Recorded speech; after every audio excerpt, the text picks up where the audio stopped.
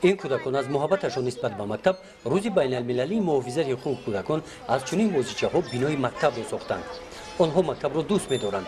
سن سال آنها هنوز به مکتب نرسیده است. در مرکز انکشاف کودک به مکتب آماده می‌شوند. اینجا بازی می‌کنند، رسم می‌کشند، شعر می‌خوانند. در این روز مرکزهای انکشاف کودکان کارهای ایجادی کودکان را به نمایش گذاشته نشان دادنی هستند که کودکان قابلیت خوب دارند.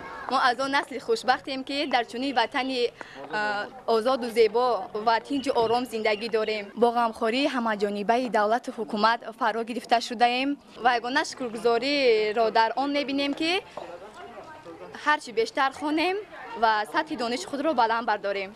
چاره‌بینی ادامه بخشیده بر روز بین المللی محافظت حقوق کودک در ناحیه فرخار در زمین حالی مؤسسه تسهیلات میانه عمومی رقم 8 دایر گردید. شعبه معارف ناحیه، شعبه کار با زنان و عائله، بخش جوانان ورزش و سیاحی، شعبه فرهنگ ناحیه، کمیسیون محافظت حقوق کودک از روی نقشه چاره‌بینی‌های مقامات اجرایی حکومت دولتی ناحیه این چاره‌بینی را گذراندند.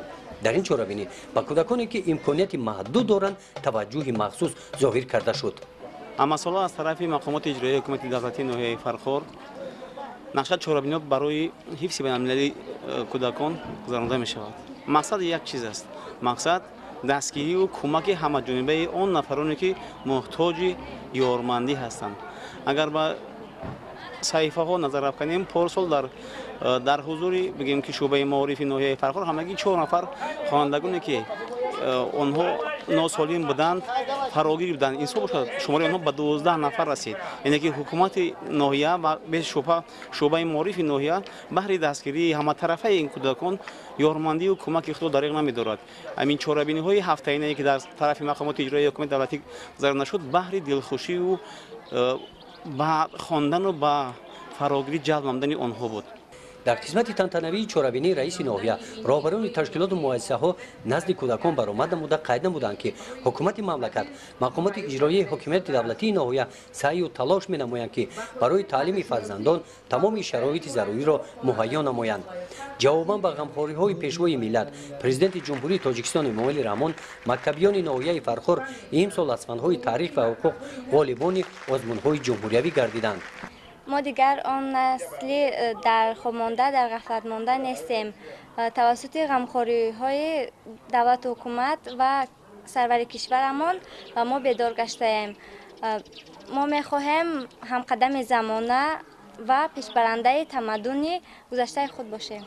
ما از سیاست معارف پرورانه پیشوای ملتمان سرفرازیم که چنین شرایط‌های زمانوی و تمام شرایط‌های خوب را برای ما خوانندگان فراهم آوردند تا که ما علم آموزیم، دانش آموزیم و آینده صاحب معلومات گردد در رشد و نموی تاجیکستان عزیزمون سهمگذار باشیم.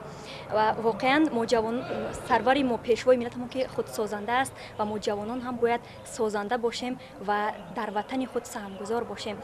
در این چاره‌بینی با آن نفرانی که در پیشرفت ساحه معارف سهم گذاشتند با افتخارنامه‌ها قدر کرده شدند. چاره‌بینی با برنامه ادانه کنسرتی انجام یافت. چاره‌بینی بخشیده به روز بین المللی محافظت حقوق کودکان در ناحیه واسه در باغچه رقم 2 که نام آفتاباد را دارد دایر گردید. این مؤسسه تحصیلات تا مکتبی سال گذشته فعالیتش را در همین روز آغاز نموده است.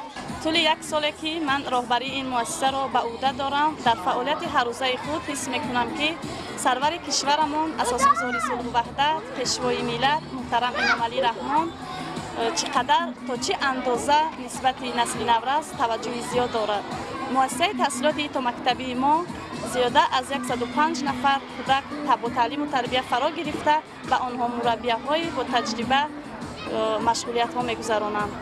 در مؤسسه ما با زبان آموزی کودکان اهمیت کلان داده می شود. آموزش 2 زبان خارجی، زبان روسی و انگلیسی براه مانده شده است.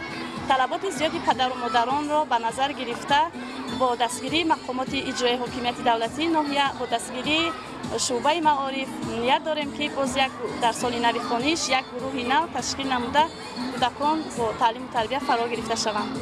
در این چاره‌بینی نمونه کارهای ایجادی کودکان به نمایش گذاشته شدند. گلافزای امیدجان از دهه کدوچی با این چاره‌بینی همراه بابایش آمده است. گل‌افزا ذوقی بلند شعرگویی دارد.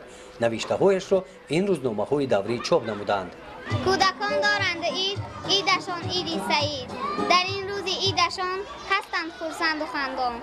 آره امروز ما جشن بین الخلقی کودکان را جشن گرفته ایستادیم و آرزو داریم که همیشه آسمانمان چنین صاف و بی‌غبار باشد و شکرانه از آن میکنیم که چنین سروری غمخوار و چنین دولت پاینده را داریم و در آینده میخواهیم که سهم ارزنده خویش را بر این کشور عزیزمان گذاریم. در شهر واسه دو مؤسسه تحصیلاتی تا مکتبی و یک مرکز بود و باش روزانه ستاره برای کودکان امکاناتشان محدود داشته فعالیت می‌نمایند. در این روز برای تماشای کودکان نمایشی تماشای رسم‌ها که از طرف خود کودکان کشیده شدند و نمایش گذاشته شدند. رسم‌ها را کودکان با ذوق بلند تماشا کردند. قسمت دیگری چهاربینی از رقص و سرودها عبارت بودند. گزارش خواجه نظریف، خدای نظر ظهورов، بهادر نظریف برای برنامه اطلاعاتی نوید.